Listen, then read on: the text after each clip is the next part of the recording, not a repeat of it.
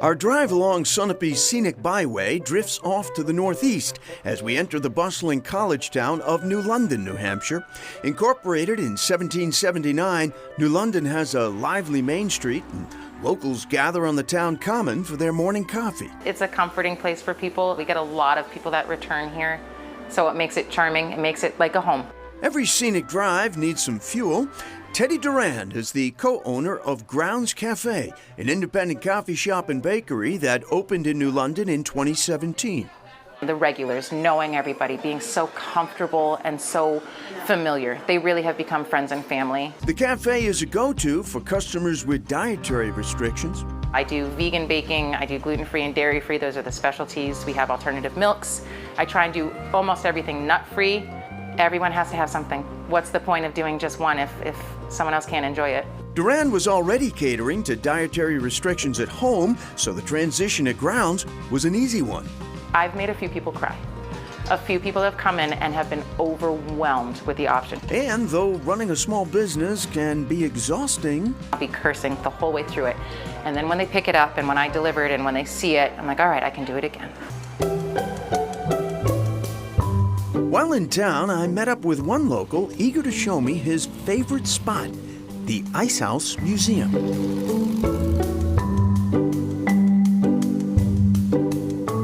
The Ice House Museum is, well... Thank you. Honestly, it's a bit hard to describe. It is a collection of automobiles and kind of antiques that describe times past, how things used to be done. And my grandfather, being a New Englander, loved the idea of Yankee ingenuity and making things work or fixing them or coming up with a really clever idea, a way to do something.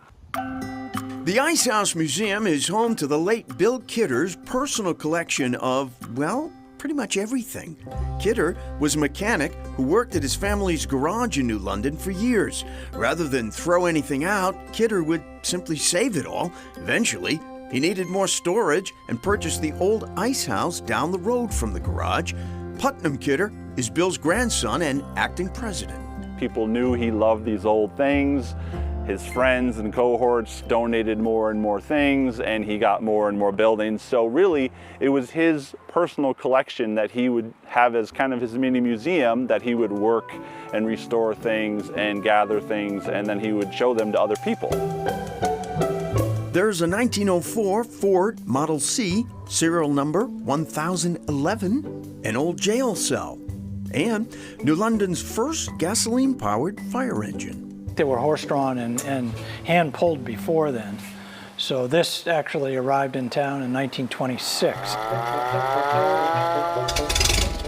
This isn't Chronicle's first stop at the Ice House Museum, or the first time meeting Pete Lauritsen, who serves on the museum board. Bud and his son Peter restore the old classics. I've always wanted to see somebody do that. Get in it. I gotta get in it? Oh, boy. His love for cars and the museum has only grown throughout the years. The older I get, and each year goes by, you begin to realize, how important it is to the community.